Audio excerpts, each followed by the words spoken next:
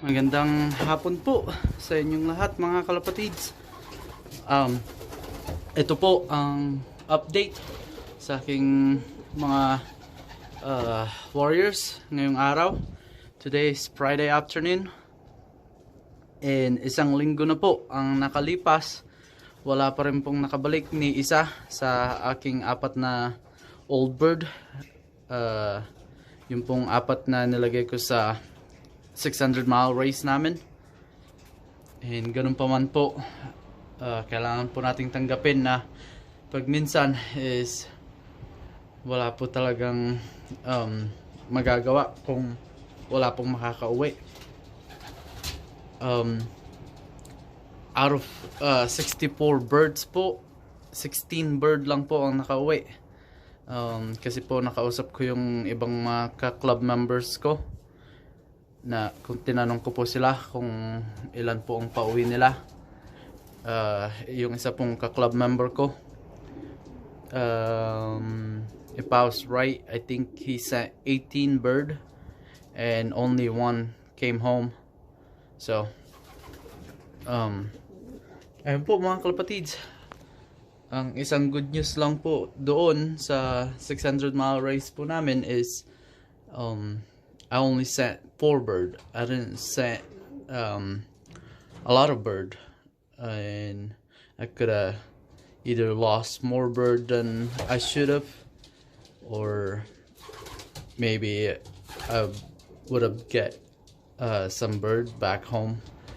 But I'm still happy that we're done on our old bird race, and I still have 14 old bird left.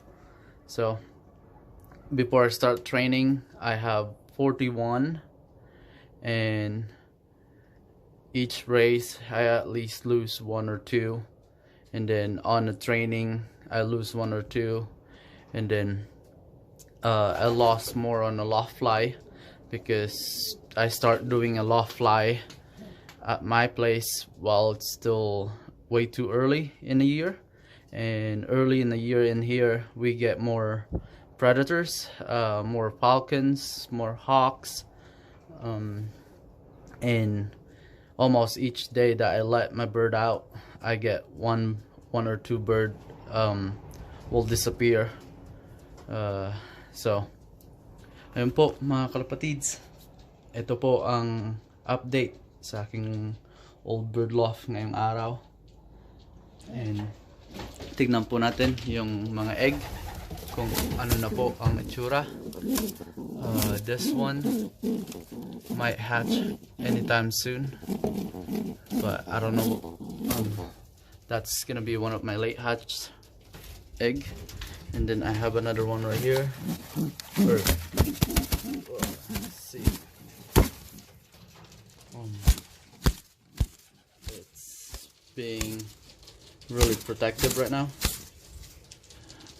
He's a cockbird. And ayun po mga kalapatids, ang update sa aking loft ngayon. And binuksan ko po itong pintuan papunta sa aking landing board para po yung mga young bird na nilagay ko dito is makalabas po sa aking landing board, and they can have a good viewing, because if you can see the whole front area from being in a landing board.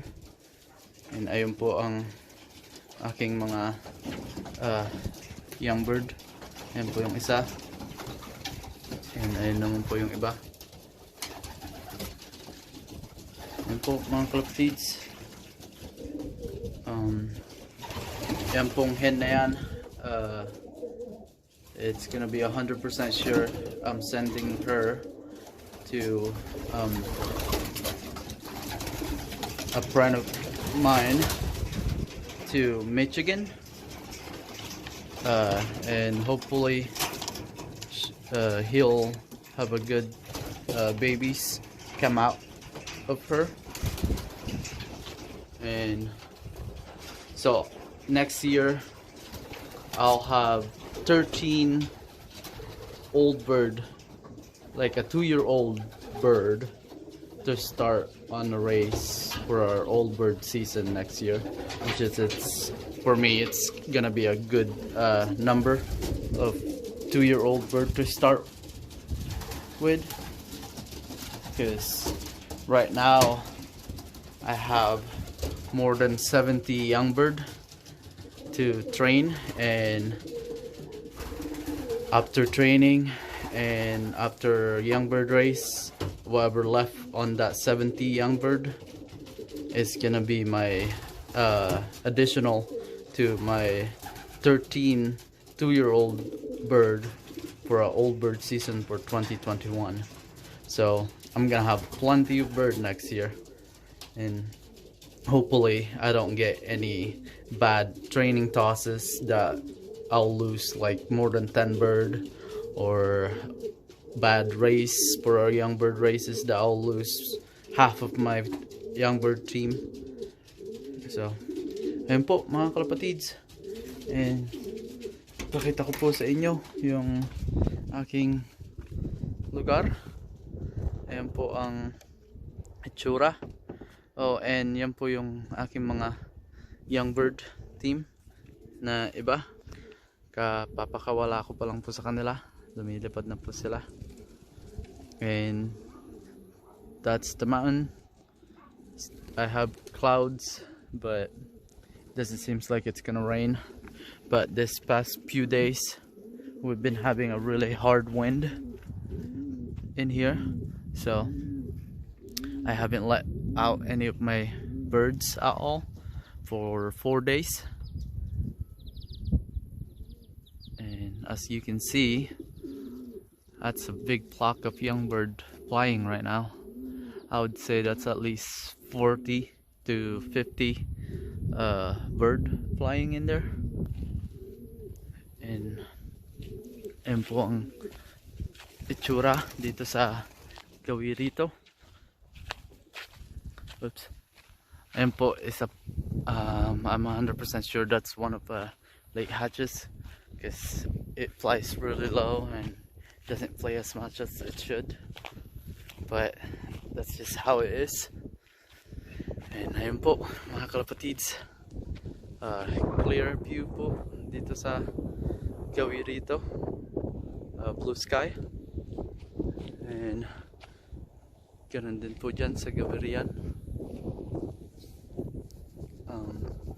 And like what I said earlier, I still didn't get any of the bird that I sent on a 600-mile race, but I'm still hoping that later they'll decide to come home if they can remember.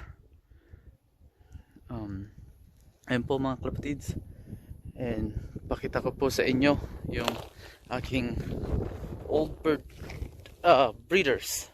I'm sorry, it's gonna be a breeders.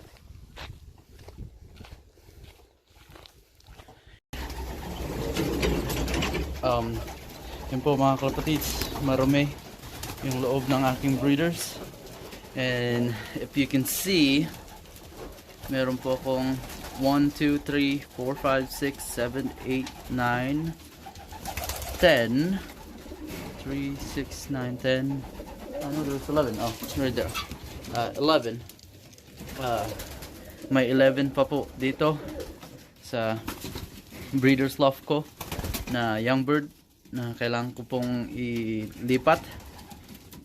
And lahat po ng nandito na breeders is all cockbird. That's a cockbird. That's a Sion cockbird.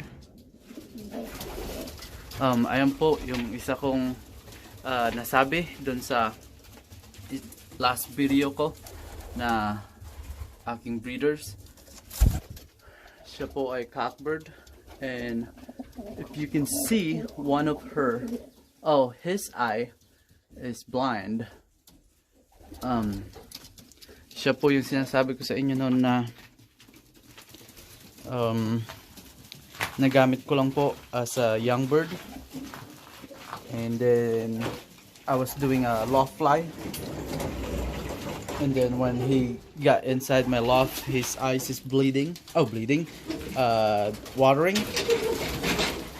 And I tried to medicate him, but it didn't work at all. And ito po yung iba kong cockbird breeders. Yung mga hen po is hiniwalay ko. Maybe this weekend I'm gonna be cleaning up in here. I'm going to put this cage out in here, and then I'm gonna keep all hens on this side. I'm gonna take a lot of stuff out in here, clean up in here, and on this side I'm gonna be doing the same thing. I'm gonna be cleaning in here and taking out a lot of stuff. There's some eggs in there that I didn't want it to be hatched, because I literally don't have any more bands for them, but I kept a few bands for some of the egg that I need to put band on. So dito naman po is gonna be cockbird section. Ayun po ang magiging itsura ng aking breeder's loft pagka natapos ko pong linisin and alisin lahat ng hindi na po kailangan dito. So in here is gonna be hens, and then in here is gonna be cockbird, and I'll show you where's the hen at right now. Sige po, balik po ako sa inyo. Punta lang po ako sa hen area ko. Ayan po mga kalapatids, ayan po yung aking mga hen, breeders hen. I did like a DIY cage for them right now. I found this crap around my house, so I did that as like a trap door for them. And ayan po ang aking mga hen. Ayan po isa. And ayan po sila mga kalapatids. And here comes some of them too. I have that grizzle, a white one, oops, I'm sorry, a white one, and another grizzle. Both those grizzle, this one and that one is gonna be sent to Michigan with my silver hen on my old bird team flyers. And ayun po mga kalapatids, naligo po sila. Ayun po ang bat pen nila. Tatanggalin ko po yan mamaya ng konti. Hindi po kasi ako nagpo-force bath, hinahayaan ko lang po silang maligo, and they do take a bath once a week, every Sunday or Saturday. On my breeder's loft, or on my breeders, I don't really have a date or day for them to take a bath. I just give them a bath on a day that I think they want to take a bath. You can kind of tell when they feel some water, they like intend to lay down and try to like get their feathers and body get wet. So when I see them do that, I start putting some bath pans in there. And ayan po ang aking mga hen ngayong araw. But ililipat ko po sila dun sa isang room sa aking breeder's loft once I finish cleaning and putting away some stuff in there. Ayan po mga kalapatids.